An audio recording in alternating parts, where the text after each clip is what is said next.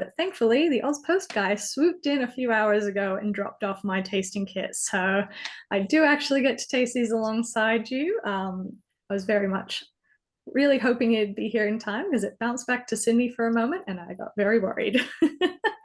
um, we seem to be starting a bit of a theme here so far. The first two tastings of the year back to back featuring super old drams. So this is very, very exciting. We're joined tonight by Ben Baranow, distributor for Adelphi and Ardnamurchan here in Australia, and very good friend of mine, absolutely wonderful human. And all the way from an early morning in Scotland is Connal Mackenzie, all-round legend and sales director for Ardnamurchan Distillery. But before we get dramming, I've got to interrupt you with the regular housekeeping. If you do have 6 glasses, we highly recommend having all 6 glasses of whiskey so you can go back and compare. These are all quite high ABV, so please don't drive afterwards, but also having them in separate glasses might help it breathe off a little bit. Responsible drinking is always encouraged though. All of our tastings are recorded as well for anyone who wants to watch them back or for those who can't join us tonight. And a general overview of the brand is up in the featured brand section of the Whisky List website if you wanted to go have a read of that at any point. And as always, please pop tasting notes and questions in the chat.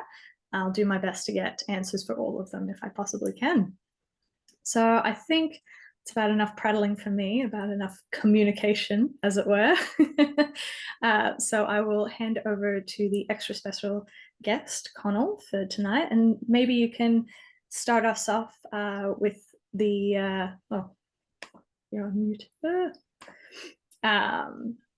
Maybe you can start us off chatting about the Miltonduff and telling us a bit about the legacy of Adelphi. Yeah, thank you. Thanks, Emma, and thanks for having me on. Yeah, I'm trying to think the last time we did one of these. I think it might have been 18 months, 2 years ago, but certainly we did one not that long ago. Probably not the lineup that we're experiencing tonight. I really, really do not have envy of having whiskey in the morning. However, when I saw the lineup, I was like, wow, I was tempted to break out the Glencairns at 8 o'clock in the morning, but I don't think the missus next door would be very happy with that. So yeah, get the obviously first whiskies in your glass. It's not very often you get to begin a tasting with a 40-year-old whiskey, especially these days. It's not that common, and it's also not that common to be able to buy whiskey of this age and caliber anymore. I'm sure you're all very well versed in old drams, new drams, the whiskey industry as a whole, but 1982 casks, and we bought this cask about 3 years ago, no, 2 years ago.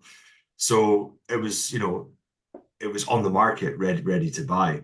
And yes, it commands quite a tasty price point, but unfortunately, that is just where the whiskey industry is at this moment in time. Hoping against hope that it calms down as soon as possible, to be honest, for us all. So my name is Connal. I'm the sales director for Adelphi and Ardnamurchan, and my part of my job for Adelphi is to select the casks.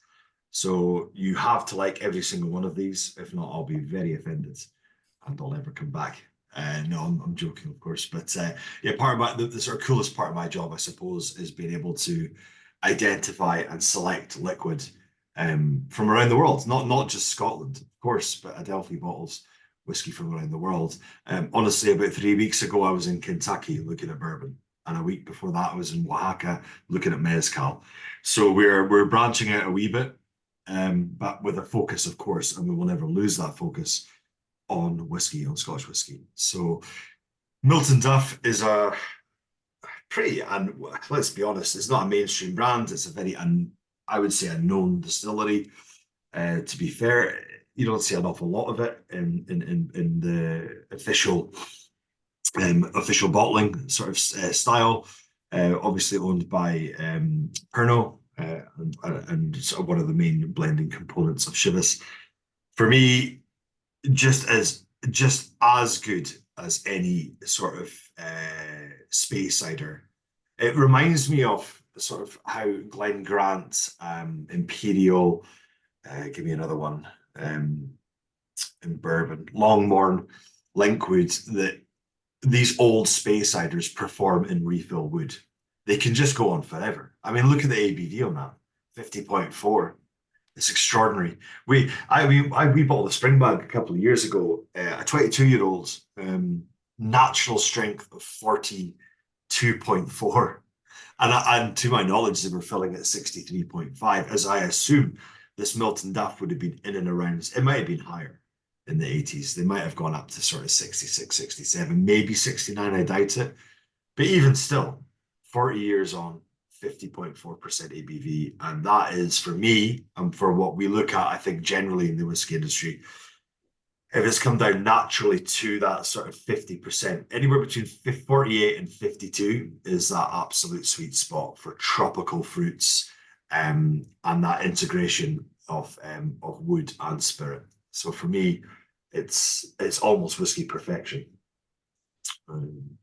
Yeah. Carry on. Sorry. Like, I don't think I've seen a 40-year-old Miltonduff in like ever. I can't imagine that there's too many of these casks kicking around. No. Well, no. We've got two others. They're not quite as old as that. We bought a parcel. We've had access. I've got to be careful what I say here. We've had access to a parcel which we've depleted over the years, and we couldn't really afford, to be honest, to be quite frank with you, to just buy the whole thing, which I honestly wish we did, because prices have risen. But we've been able to go back to it. We sort of had first refusal, if you will. So this is one of the casks that we went back to, and there's still a wee bit there. But yeah, in regards to 80s whiskey now is becoming impossible. What I mean, as an independent bottler, to be able to buy 80s casks is almost impossible. 90s is becoming impossible. So yeah, 80s is as rare as it can be. 70s, forget it, you know.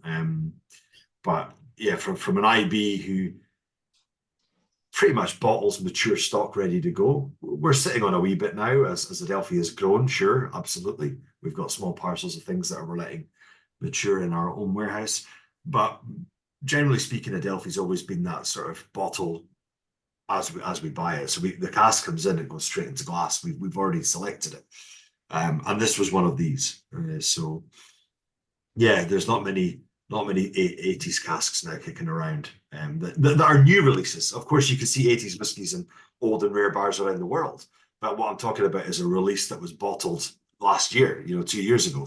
So this is, I think, as rare as they get these days.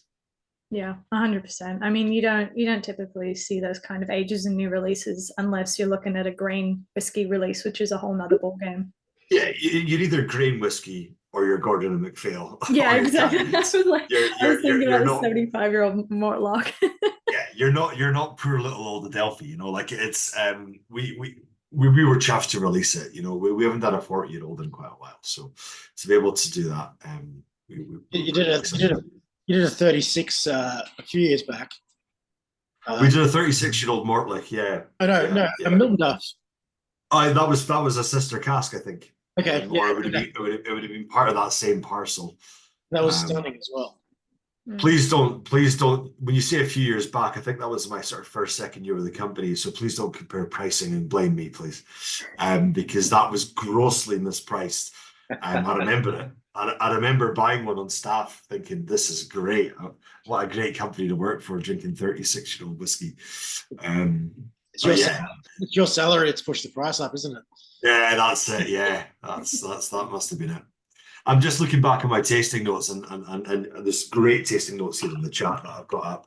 But yeah, we've got like things like Chantilly cream. I think someone already wrote creaminess. Yeah, I think Michael wrote creamy. Lilac, sandalwood, lime zest, elderflower cordial, almond flower. I mean, we the way we do tasting notes is pretty much, if we can't get together, we all sit in Zoom and we just, someone takes minutes and we just shout things at the screen, and then we sort of sort of coordinate all these together. But I honestly think my team are trying to turn into the Scotch Malt Whisky Society with some of the things that are written down here. Cream soda, I can get cream soda, posh vanilla ice cream, red grapefruit, herbal mint, coriander, walnuts, things like that. I don't know if you're getting any of those things, but I remember from memory, I do remember a very herbaceous herbal note that you get in these old refill bourbon Speysiders. Yeah, it's that almost, I describe it as like papyrus, that kind of reedy, papery, where it's not quite savory, but it's not quite dusty, but it's kind of a soft tone to it, I suppose. But yeah, I mean, everyone's loving it. Wild honey, green apples. Leo's surprised that it's a refill cask. It must have been really good, high quality. Incredibly vibrant for 40 years. Yeah, amazing. Tropical fruits, pineapple, grassy and creamy, and honey and green apples seems to be the vibe with this one. I mean, I've tried quite a few older age statement whiskies, and I think this is probably one of the highest ABV and one of the most, I think, robust, I'd probably say, 40-year-old whiskies I've ever tried.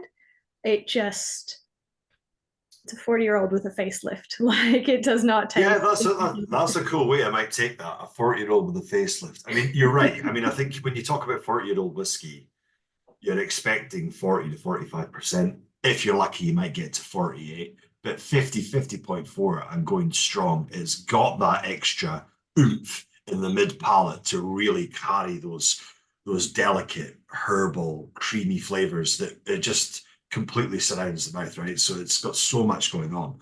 It was an honor to bottle it, you know. I mean, when we found it, I remember tasting the cask in the warehouse, going, "Can we please have this, sir? And can we have some more?" Yeah, delicious stuff, really is. So yeah. It's as I said, it's not usual to be able to come across these anymore that are new releases.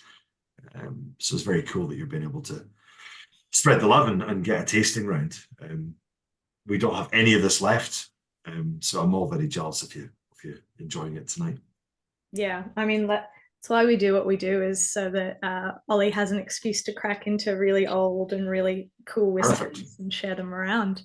But we might crack into the second oldest, a mere 30 years old by comparison, the Breath of Speyside.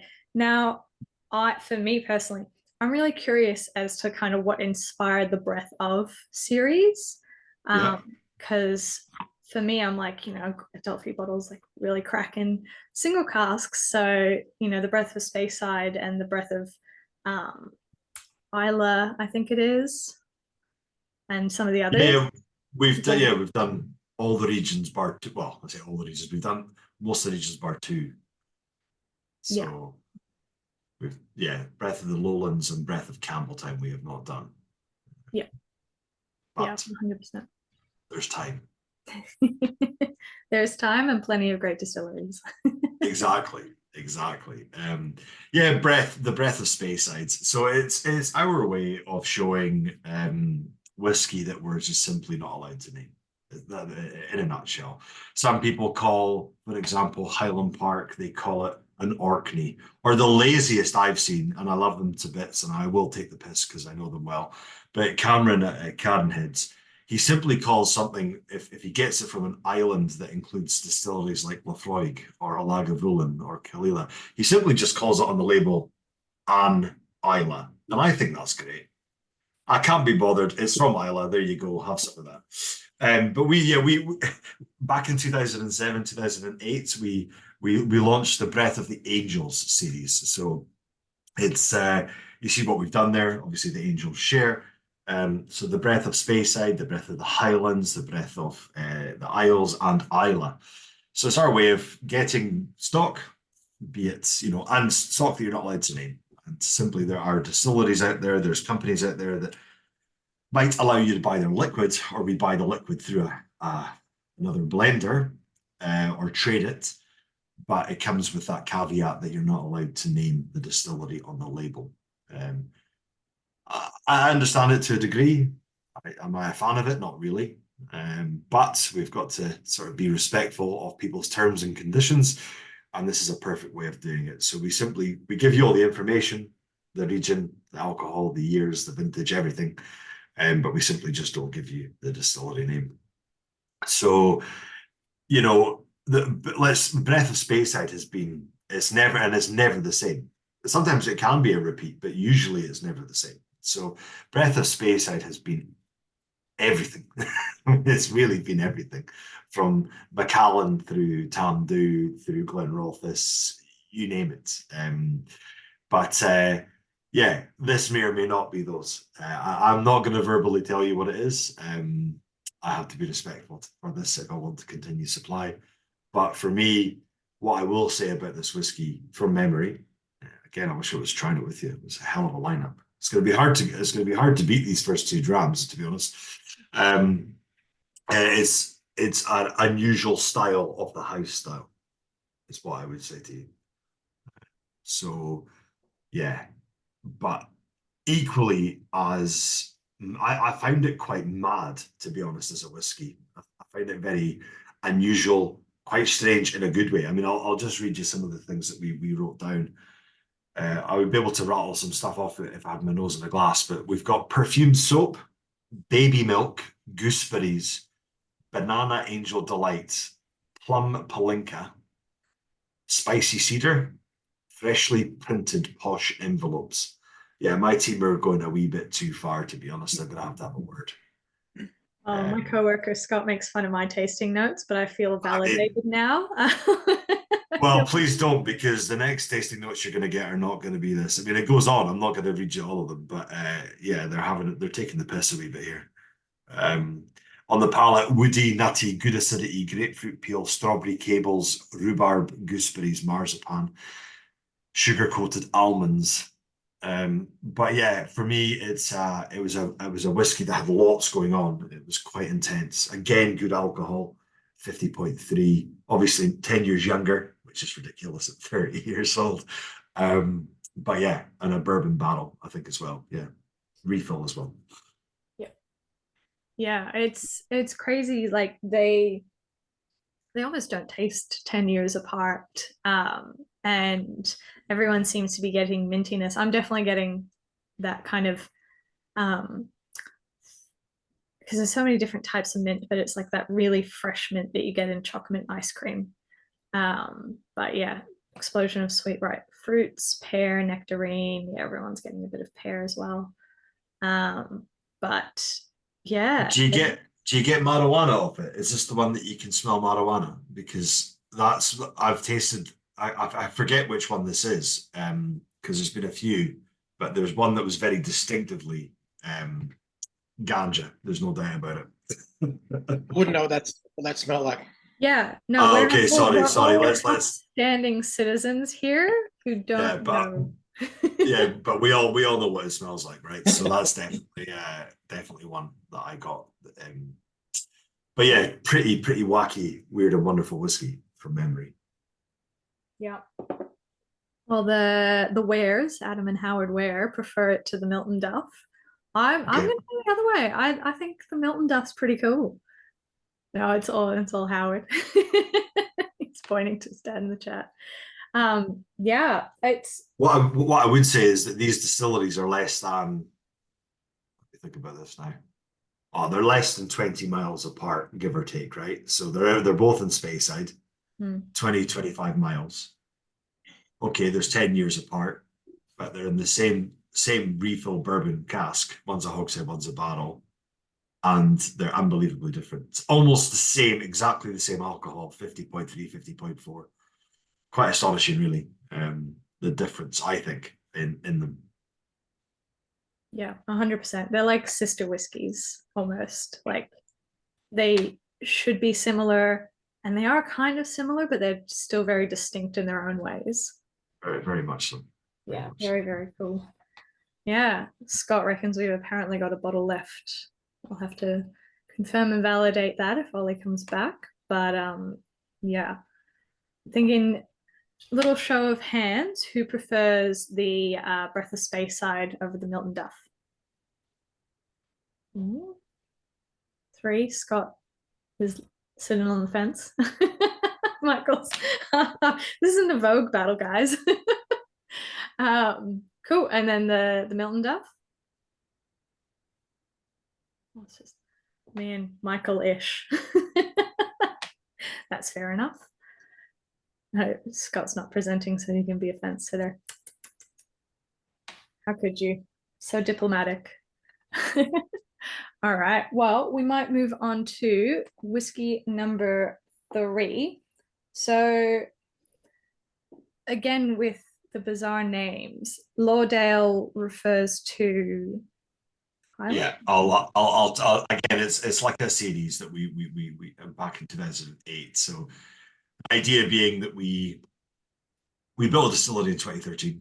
Ardnamurchan it was called, and we wanted to put that on the map because people can barely say Ardnamurchan, far less see it on a map. So we wanted to highlight regions or areas around the peninsula, the Ardnamurchan Peninsula. So there's a lot of what we call dales. We call them the Dale series. So Laudale, Fascadale, Liddesdale, Glenborodale. There's lots of dales, right? So we thought this is a perfect sort of, and all these areas are very close to our distillery. And when we wanted to bring them under the Adelphi umbrella and make them releases. So for example, Glenborodale was always our blended malt. It was always a blended malt, and it is, we haven't done one in a while. Laudale was always a Speyside, usually sherried whiskey. Fascadale was always a coastal dram, and that was always to be a coastal dram. And Liddesdale was always, and this is how it shows you how much the whiskey industry has changed. Liddesdale was always Bunnahabhain, always. So it went from a 10-year-old Bunnahabhain, we've had a 12-year-old Bunnahabhain, it's been an 18-year-old Bunnahabhain or a 21-year-old Bunnahabhain. Now, the thing with the Dales was, Adelphi is known for bottling single cask strength whiskey. That's what we do. Demand was high, supply was short. So what we tried to do was create these releases to give us a little bit more volume. Now, what we did with those is we would buy parcels of stock. So we would buy parcels of Bunnahabhain, and we would vat them together, blend them together. If we were happy, we would then reduce down to 46% ABV, obviously unchill filtered natural color, to give us a release, like an actual release under our independent bottling. And also give a sort of nod to the area and get these releases in people's heads. So people were familiar with Glenborodale, people were familiar with Laudale, etc., etc. Now, I can't tell you this because I don't know if this is the plan, but the idea being that eventually at some stage, the Dales, the Laudale, the Fascadale, the Liddesdale, they migrate over and become releases for Ardnamurchan. We don't know that yet. I don't know. Or do we simply keep them in the Adelphi stable? But that was the whole idea behind them, being able to reduce and have a little bit more volume, a little bit more to go around. So Laudale, what batch is this Laudale? 6. Batch 6, thank you. So Laudale batch 1 was quite famously a family-owned distillery in Speyside, which one of the family members still maintains to this day is one of the best expressions he's had out with his own range. And yeah, this one's Dailuaine, it's been Glenelgan, it's been Linkwood. For me, really unfair to follow the last 2 whiskies, but this is the only way you could have done it in a lineup. First of all, sherry, 46%. Dailuaine for me is, Dailuaine and Benrinnes are fastly becoming the obtainable Mortlach. They've got that heavy distillate style. They perform really well in bourbon. They perform extra well in sherry, and yeah, they can handle an aggressive cask. So this is a parcel of Dailuaine, up to 12 years old. It's I can't remember how many bottles this was, 2,100 off the top of my head. And it's basically first of all sherry hogsheads, vatted, blended together. Alex and I would have blended this together and reduced to 46. But yeah, it's hopefully it's a pretty easy going sherried dram. Hopefully the distillate still, someone's saying Dailuaine still shines through, style shines through. That's music to my ears. That's what we hope to achieve for a first fill dram. Yeah, I think I was about to say Diane. I used to call it the Diane whiskey because I couldn't pronounce it properly. But Dailuaine is just one of those like kind of quite fatty, viscous, but in a sugary like jelly kind of way. Um, uh, Such a great whiskey, such a great like core whiskey profile character, and like yeah, I really get those wine gums kind of thing that you get off of a lot of sherry cask Dailuaine. And yeah, I'm really curious to see what everyone thinks about it. Obviously, as you said, not really fair after a 40 and a 30-year-old bourbon cask to go straight into a low ABV sherry. But I don't think it would have been anywhere near as good further down the line. But If I yeah, remember, if I remember correctly, I don't have the whiskies with me tonight. That was really, really savoury and almost almost a taint of smoke to it. But I mean, obviously, it's not peated at all. But yeah, it was quite an unusual characteristic to find in a Dailuaine. it's got this kind of like a touch of kind of rancio erring towards like a Chinese five spice savory hint. Um, James described it really well. It's quite Moorish. And I think it's that dryness coming through from the sherry cask.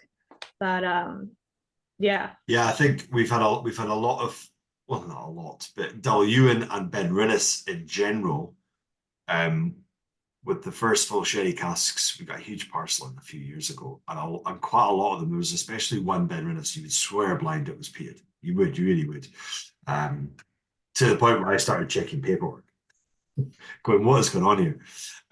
But yeah, they're not. They're not. It is that rancio style. Chinese five spice is a great shout as well, but it is quite deceptive in that regard. But obviously, they're not peated.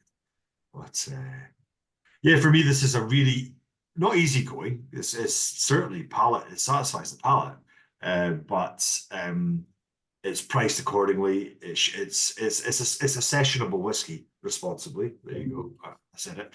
But I think it's a bottle of whiskey that you can get the mates round, fire on. Yeah, you're not going to be wincing at every dram that's being poured. You know, it's quite a sessionable Speyside dram. yeah, the kind of whiskey you'd bring to a barbecue and it'd pair really well with the meats, and you know nobody's going to And it won't break the budget either. Yeah, exactly. Yeah, that's it. It's the kind of whiskey you can just sort of pop the cork, throw the cork in the fire, and away you go. Yeah, I'm. You know what? I'm reminded of that macadamia maple salmon that you make, Ben, and I reckon this would pair great with that. Yeah, it would. It would pair so good. I'll expect. I wish I could relate to that, Emma. Ben's never made me macadamia maple salmon, so you know. How could he?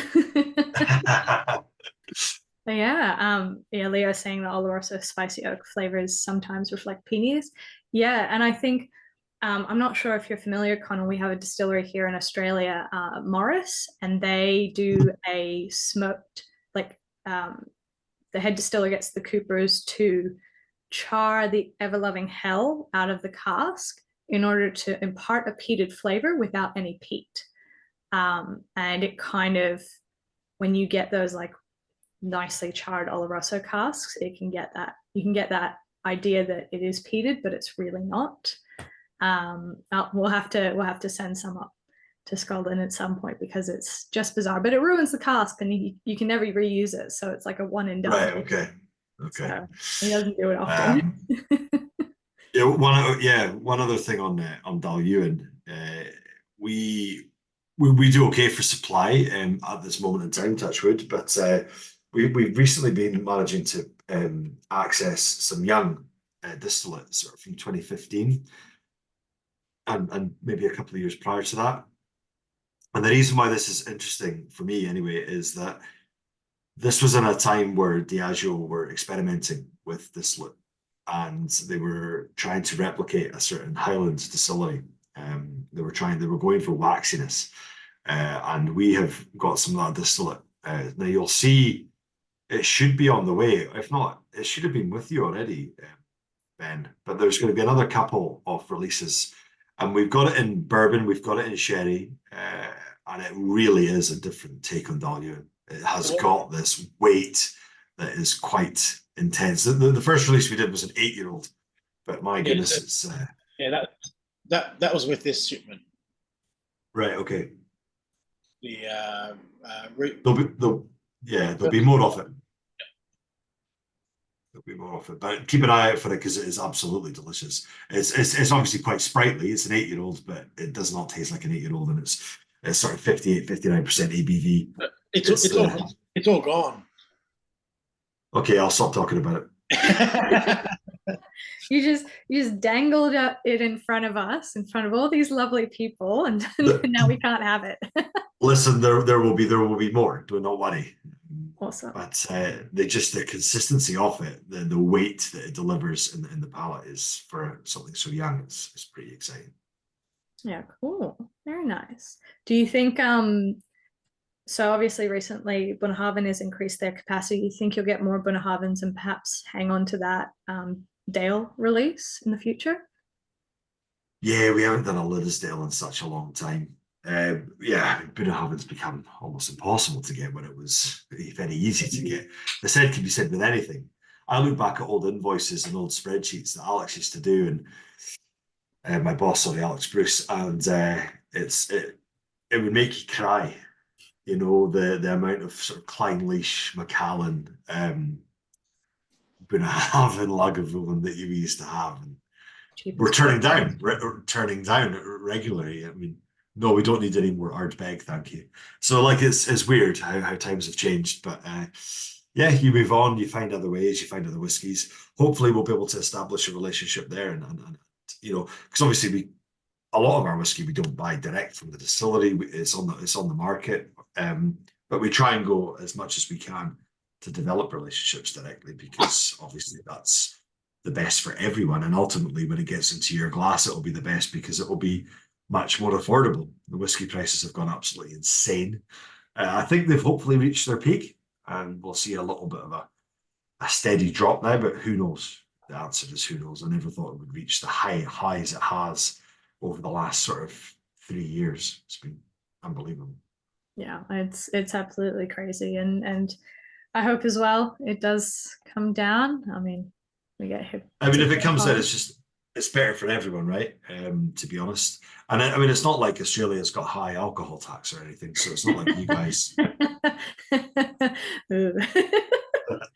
Yeah, Sorry, yeah, I assume that's a very sore point, but yeah. I remember being in Scotland speaking to some producers, and they were like, "Oh, they raised the tax here. It's, you know, by 10%." And I was like, "This is how much it costs in Australia." They're like, "Oh, I'm going to stop complaining now. You have it way worse." And I'm like, yeah, I've been dealing with it for years. So yeah, Leo and Jameson. It's a very sore point, which hopefully we'll be able to fix. But in the meantime, we might move on to whiskey number 4. Now, Indeed. I was lucky enough to try I think it was a Glengarry and Hanyu Glover, like a 22-year-old from a very, very long time ago, which is super cool. And it's always a Scottish and a Japanese whiskey. Are we doing the Linkwood first, or are we doing the Glover? Are we doing the Linkwood or the Glover? Oh, we are doing the Linkwood first. Ignore me. I'll delete that. I've got it wrong, in the totally wrong order. You're fine. Go the Just want to confirm. Yeah, the Linkwood. Can someone confirm the cask number? Is it 304084? If you've got that to hand, does anyone have that to hand? I don't suppose you do. Give me a second. I'll just look it up. Is it 59.1? It is. Cool. It's hard doing this when you don't have liquid in the glass. Sorry. So I'm trying to re-jog my memory through my own personal notes when we select the casks. So it's all I've got to go on. Yes. So this is an American oak, Oloroso hogshead, from my notes. That's great. Yeah, Linkwood wise, it's hard to beat Linkwood as a Speyside. I think it's an exceptional whiskey. Again, a very underrepresented whiskey in the. If it wasn't for independent bottlers, would you even be drinking Linkwood? I would be advocating you wouldn't. You get it as a flora and fauna release, or you'll get it as a distillery special release once a year, which is probably in the high 30-year-olds and probably, you know, a deposit on a house. But you know, like it's for me, it's such a solid distillate. It's up there with the best, what you would call a Class A blending whiskey. Very sought after in that regard. Obviously owned by Diageo, and it's just such a solid distillate. Performs well in sherry, in my opinion, performs better in bourbon over time. But this is a sherry style, but it works. It just works. And yeah, my notes on this whiskey. Werther's Original. I don't know if you have those in Australia. Do you have Werther's sweets? Aye.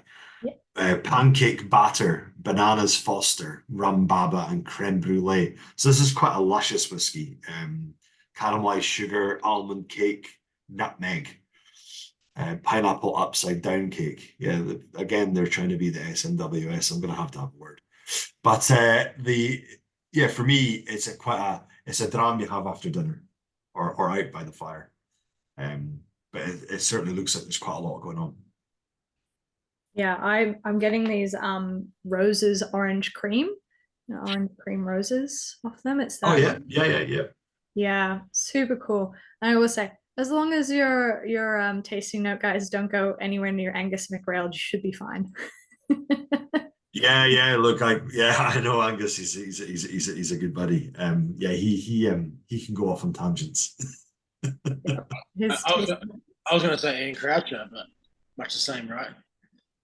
Yeah, the two of them can go off on tangents when they do their whiskey notes. Yeah. I haven't done a whiskey tasting with Ian actually, and maybe I have once, but it was a while ago. But yeah, Angus is a good buddy, and we sometimes let him loose in our warehouses, and it's pandemonium. So yeah. Yes, I think he was saying that's how the Ardnamurchan came about, because he found a cask and he tried to buy it off you guys, and you were like, oh. Yeah, look, I can't even I don't think I would want to take credit for the gherkin. So yeah, but it was definitely him. He found a cask. Of course, he found it, you know. It was a random refill cask in the deepest, darkest corner of our warehouse, and he found it. And yeah, the Ardnamurchan was born, which he named. I can't even take credit for the name. And I love a pun. But yeah, Ardnamurchan is hopefully that cask has been refilled, because I want to see what it looks like once it goes through another stage of maturation. So we'll see. Yeah, that would be insane. You have to do a part 2 Electric Boogaloo release for it. It's just the most disgusting thing I've ever smelled in my life. But it's I don't even like pickles, and I loved it. I was like, I'm so weirdly enamored with this cask. But so many people liked it. I just understand it. The palate was okay. There's no in between. It's you either loved it or you hate it. There's nothing. There's no on the fence.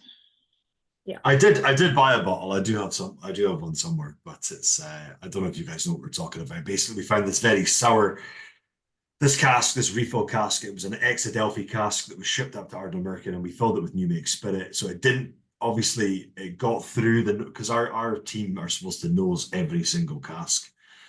And this had, I think, been left out in the rain for too long, and it had spoiled. And we filled it with Ardnamurchan and said goodnight to it. And lo and behold, 6-7 years later, we had Mr. Sponge in the warehouse finding this cask, to which it was simply a pickle wrapped in Parma ham dipped in honey, is the best way I can describe it, but also quite disgusting. And most people would just say, let's try and blend that out or throw it down the drain. But no, us as an independent mad company decided to bottle it and sell it actually for money, for currency. And people actually bought it, which was even more weird.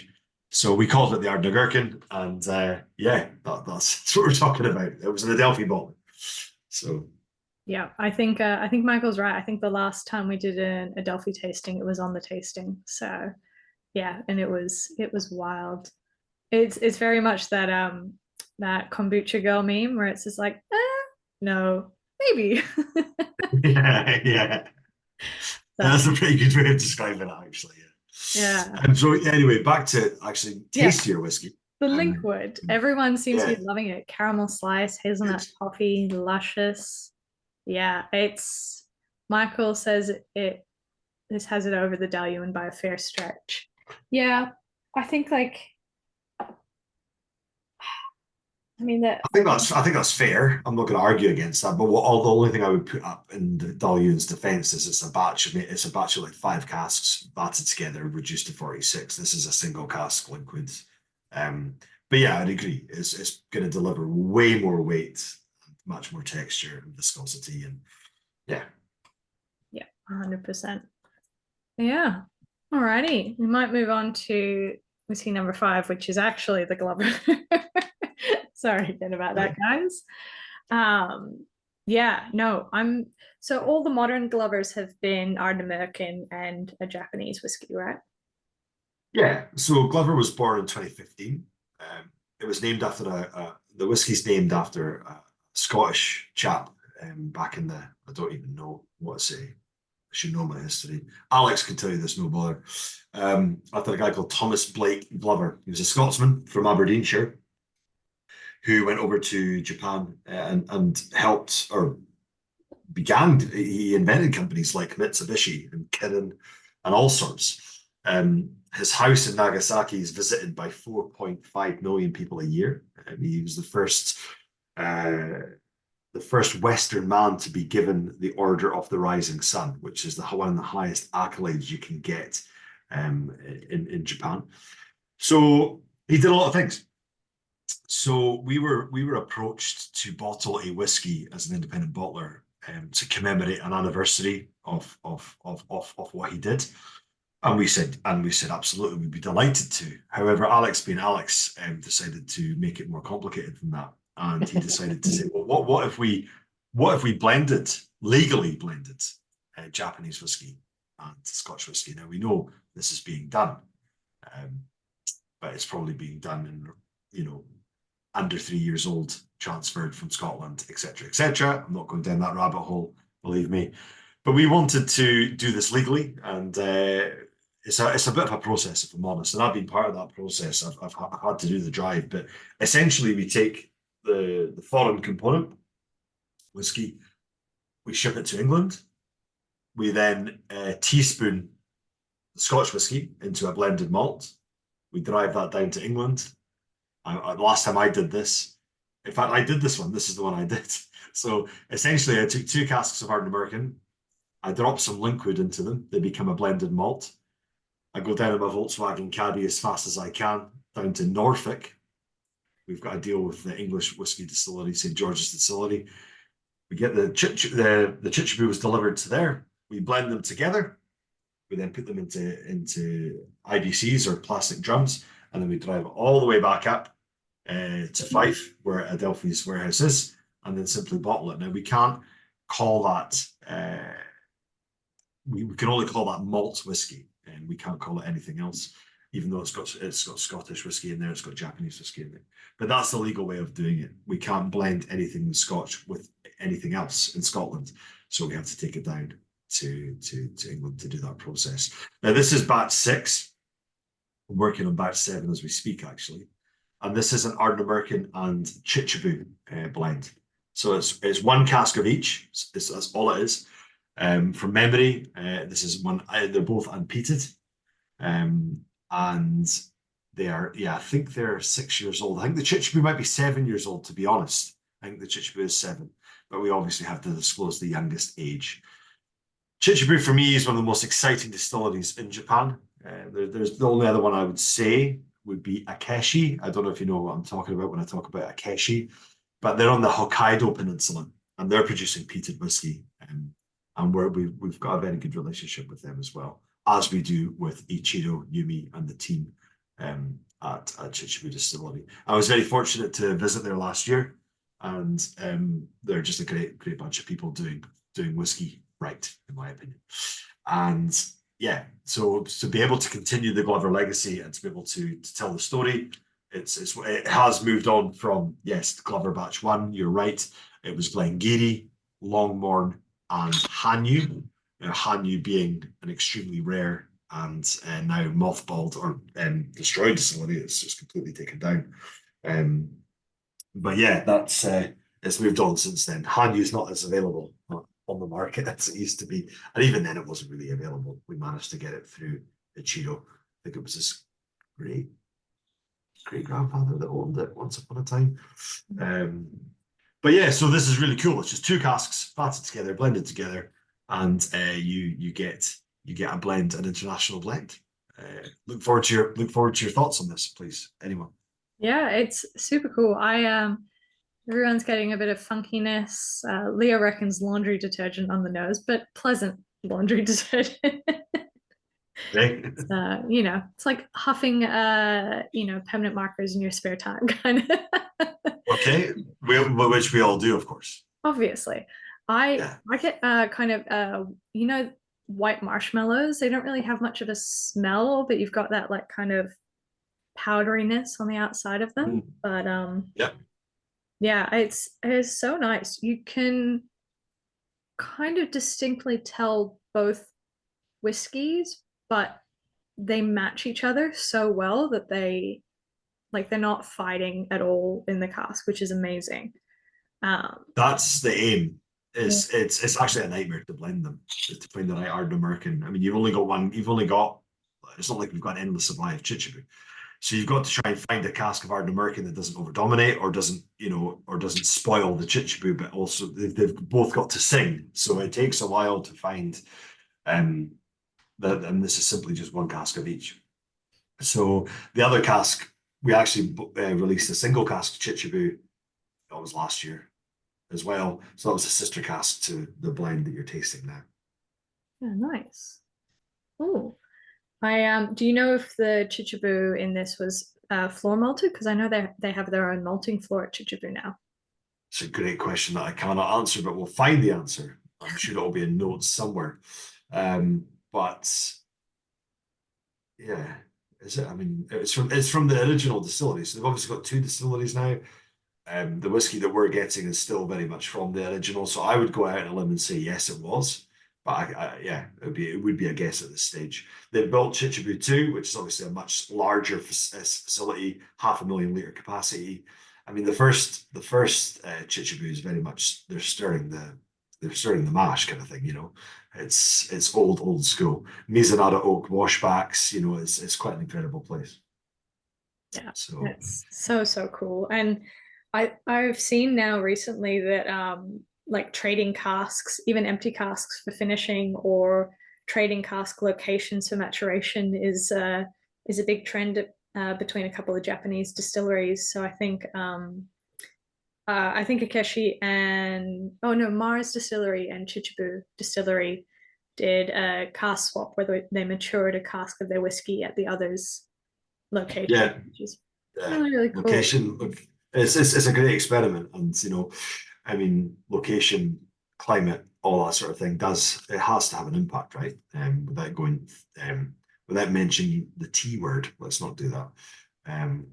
But yeah, it's definitely got something there. And then of course the Glover's part of Fusion, right? So Fusion whiskey is another sort of arm to the business, and it's just a very cool concept. We like to work with like-minded distillers, producers around the world, and try and bring a whiskey to market. So there will be a New Zealand Scottish whiskey blend coming out very soon. It will be this year. The whiskey's on the way. We blended it last year. It's just taken a while to leave. We obviously did the Brisbane, which was a blend of Starward and Scotch, and there might be another Australian fusion in the not too distant future as well. So we've blended with India, with Amrut, Zuidam in the Netherlands, High Coast in Sweden. So yeah, it's a lot of fun. It's a lot of fun, and always looking for other collaborations around the world. Are there any you got your heart set on? Yeah, I would love to do. My mission is I really want to do something with an American single malt, and I want to do something with a Irish single malt as well. I would love to see a Celtic fusion.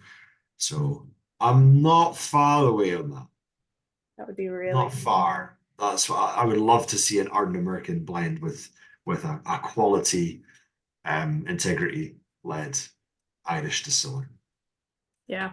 And I mean, just, you just pitch it as the shipping costs are a lot cheaper to ship a cask over Yeah. from England. The one thing I get asked quite a lot was, will you ever blend with an English distillery? And we have been asked, and it's not something I would shy away from, but I can just imagine the controversy that would surround it. We'll do it at the next referendum and see how it goes down. Yeah. Just be like, well, now that we're separated, we can blend, or Yeah, it's like, exactly. damn it, we're stuck with you. Whichever way it goes down. But You'll yeah. get a similar outcome with the Irish as well, won't you? With who invented whiskey? Oh yeah, they like to claim everything. We did the bagpipes, we did the kilts, we did the whiskey. I think they did do the whiskey, to be fair, but we just perfected it. Yeah. Fighting words. I'm glad this has been recorded. Great. This is being recorded. No one will ever see it. It's definitely not going up online. Yeah, great, fantastic. No, I mean, I love Irish whiskey. I love most Irish whiskey, actually, I'll say. But yeah, it's booming just out of that industry over there.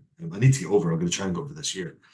Do you have any Irish single cask for Adelphi scheduled? It's a great question. Again, something that we actually used to own, or do we still own? We used to own the brand Limerick Distillery, because Archibald Walker, who used to own the old Adelphi Distillery, and that's too late in the game to go down that rabbit hole, but he used to own Liverpool Distillery and Limerick and Adelphi in Glasgow. So we used to have the old trademark for Limerick Distillery, which I think we've now just put to bed because we have no ambition. Maybe a long time ago we had an ambition to build a distillery in Ireland. I don't know, but yeah, that ship has sailed. So yeah, we're looking at. I'm always looking to get some decent single cask Irish whiskey. So yeah, watch the space. I'm again quite close on that. Yeah, cool. Nice. Exciting. Well, we might move on to the final whiskey of the night, which, Absolutely. I mean, obviously this had go last, that heavy peaked deliciousness. But I do have a question though, because obviously a lot of these like bigger companies like Diageo and Pernod Ricard and whatnot are kind of hoarding more to themselves. Do you think that we'll still kind of be able to access and see more independent bottlings of distilleries like Caol and Linkwood in the future, or do you reckon they'll be harder to get? I think it's going to be. I think what's going to happen is that yes, they have tied things up a wee bit. People say they've turned off the taps. I'm not going to go as far to say as that's happened. We're still doing okay. We've just celebrated our 30th anniversary at Adelphi. So Adelphi's been an independent bottler for now 30 years as of last year. We had a bit of a celebration to mark the occasion. Even Ben flew over to Scotland for dinner, didn't you? And so it's been great. I mean, 30 years in any industry should be celebrated. And okay, we don't have the history of IBs such as Cavan Heads or Gordon MacPhail, but we're off the same sort of generation as Signatory Vintage and Douglas Lang, Hunter Lang, all fantastic bottlers. So, we do okay. We've been doing it a wee while. We've got some great relationships. And, what I will say is that Ardnamurchan now coming on stream and being in the market now for, this will be its 4th year in market as a single malt, is that we're managing to get liquid on lips, and it's being, I think, fairly well received around the world. So what that does is it gives us an ability to potentially swap liquid, and give us access to other liquid that maybe other independent bottlers don't have the chance to. So we're using that sort of advantage. And that's a very exciting time for me because, instead of, a lot of people say, will that be the end of Adelphi? In other words, Ardnamurchan's the focus. Yes, of course it's the focus. But is that Adelphi going to decline? And I see it the other way. I see Adelphi rising and growing but maintaining with the same ethos, which we're very lucky to be able to operate with.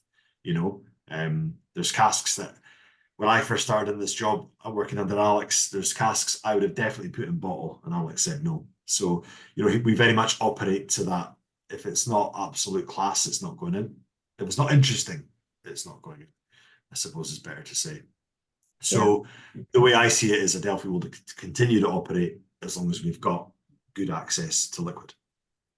Yeah, fair enough. Yeah, I feel like Adelphi kind of came into the industry at the same time as like, the Wilson and Morgans and like Samaroli. Well, I mean, Samaroli had been doing it for a long time, but I feel like a lot of the other international players were kind of gaining a reputation, and then Adelphi got like kind of lumped in with that incredible cast selection and that incredible reputation for quality drams. And it's sort of like, well, it's crazy that it's only been 30 years because it feels longer, but at the same time, it's like you've done so much and bottled some incredible stuff in 30 years. So yeah, we've had access to some amazing liquid, and I just wish, looking back on it, I wish that we just purchased everything that we were offered. But it's and managed and been able to sit on some of it as well. But hey, listen, it's been a great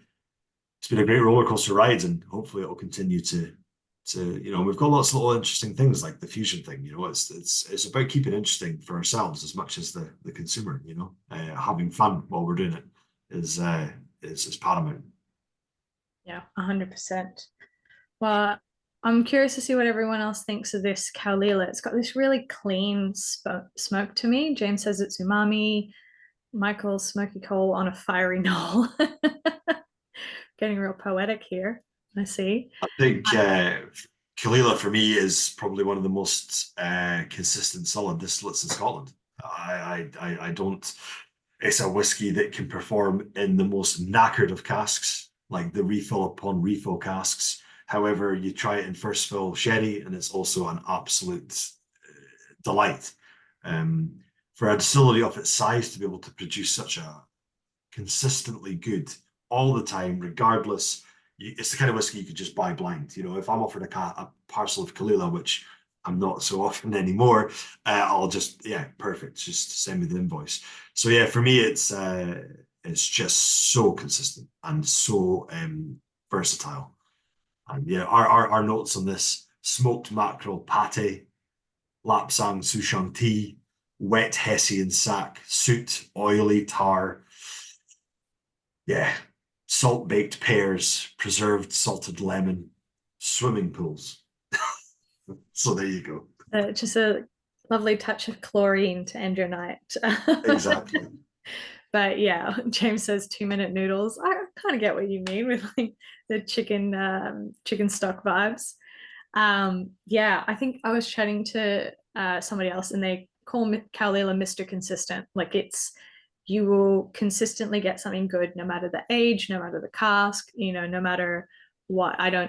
I also think that Caol has a bigger name amongst people who drink independent bottlings than it does amongst people who drink original bottlings. Agreed.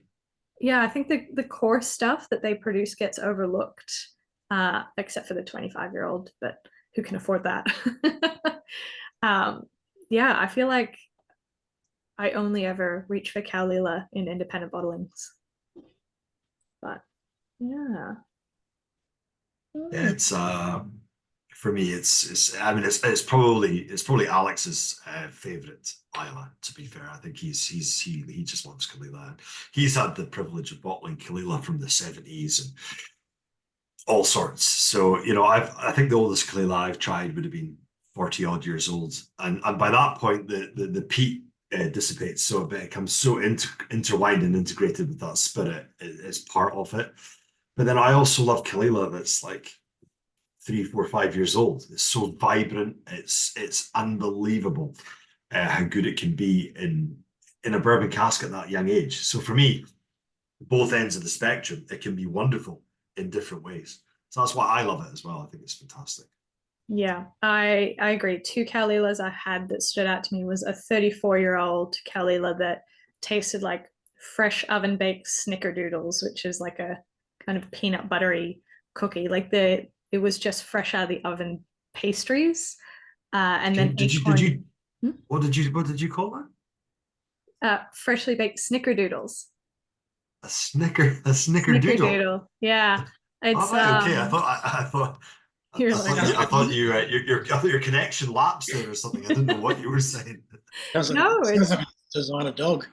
yeah, right. No, it's an American cookie. It's a look, I haven't had one in years though, so God knows if I remember what it tastes like.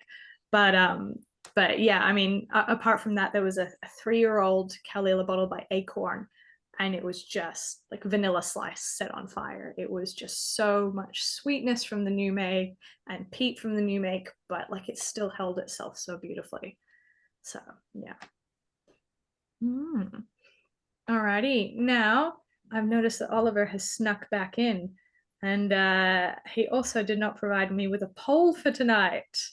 So if you, I can do one very quickly, but you need to make me a co-host because oh no, I don't have the permission. do I feel nice enough to do that? All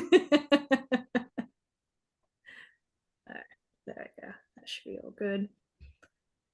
All right, should be up to you now. But yeah, while Ollie gets that all set up, does anybody else have any questions or anything like that about the Adelphis, about any perhaps Adelphis that we might see in the future? Do you think in the future that you'll have a more dedicated maturation space for Adelphi whiskies? Well, we do. So our warehouse for Adelphi and our bottling hall and our logistics head office, if you will, is just outside Edinburgh. It's about 20 minutes outside Edinburgh, north. So just over the bridge, heading into the Kingdom of Fife. That's where our bottling hall is, and we store the majority of Adelphi casks and our Ardnamurchan casks that are ready to be bottled. They all come down there, and logistically wise, it's a lot easier to dispatch. Yeah, I just mean in terms of like, will you do any kind of experiments or not experiments per se, but like, will you do continued maturation of casks you buy from brokers, or is that not on the cards in the future? In regards to like buying from brokers and aging elsewhere, or yeah, oh yeah, continuing to age it and like hang on to it for. yeah. So I mean, as I said, I mean, Adelphi's been very much a just-in-time bottler. You know, we get lists, we taste whiskey all the time. We buy blind sometimes as well, and you know, if it's tasted again and it's good, it goes into bottle. However, you know, more over the last 8 to 10 years now, we've been able to, you know, sit on various things rather than, you know, just get it into bottle as soon as possible. So they have been maturing away in our warehouses. So sometimes it's part of my job to just to go and have a wee wander around and see, oh, I forgot about that, you know, kind of thing. Of course, I've got spreadsheets with all these things on there, but it's sometimes just to see the cask in the flesh is cool. So it actually happened last week, to tell you the absolute honest truth. And there's going to be, I've selected that cask for the next Adelphi release. So yeah, in regards to aging Adelphi stock off site, that might have to happen just because that's just a reality. We're running out of space in Fife, and we're not going to build another warehouse in Fife when we've got a lot of warehousing out west. So that might be the solution.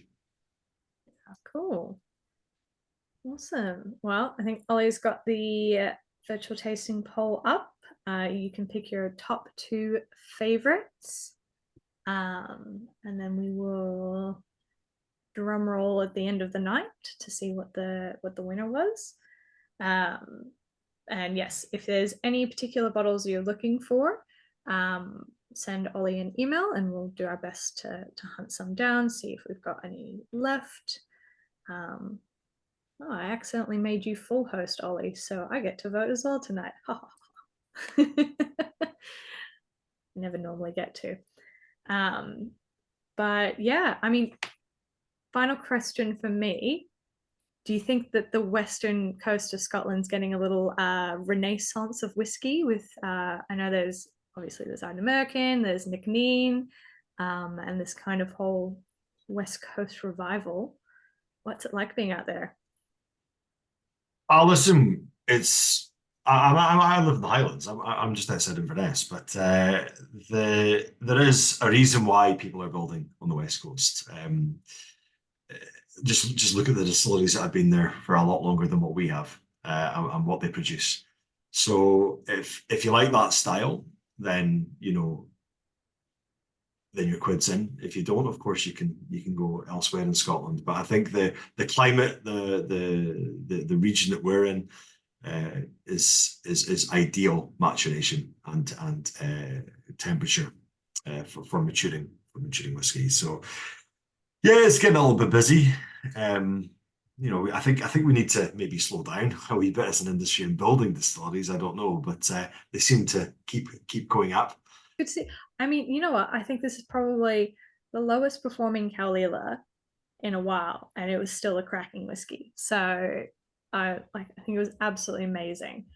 I think you've got to realize as well what it was up against. Exactly. We started this tasting with a 40 and 30-year-old single cask, so it's going to be quite hard to recover from them. Yeah, 100%. It was just a stacked field. So, but yes, and that kind of concludes it. I'd love to say a massive, massive, massive thank you to Connal and Ben for joining us tonight and sharing more in depth about the whiskies, and everyone who showed up to taste these really, really freaking cool whiskies. I don't think we'll have a 40-year-old and a 30-year-old in the same lineup for a little while. So it was very exciting. And just one other thing to add, thank you very much to everyone for chiming in tonight. I hope you enjoyed the drams. But just a quick note, not me, unfortunately. I don't get always the great trips, but my boss, Alex Bruce, is going to be heading over your way at some point in April, and any events and stuff like that, wherever he's going to be touching base. Hopefully we'll be able to see some familiar faces when he's out there. But it'll be from the 19th of April for around about a week. So keep an eye out for some events. cool. Yeah, 100%. And I'll definitely be there and definitely rock up. Looking forward to it. But yeah, Ben and Connal, if you wanted to hang around a little bit afterwards for like a debrief. But for everyone else, Yeah. Enjoy the rest of your evening. Take care, and we'll see you in the next one. Thanks all. Thank you. Thanks.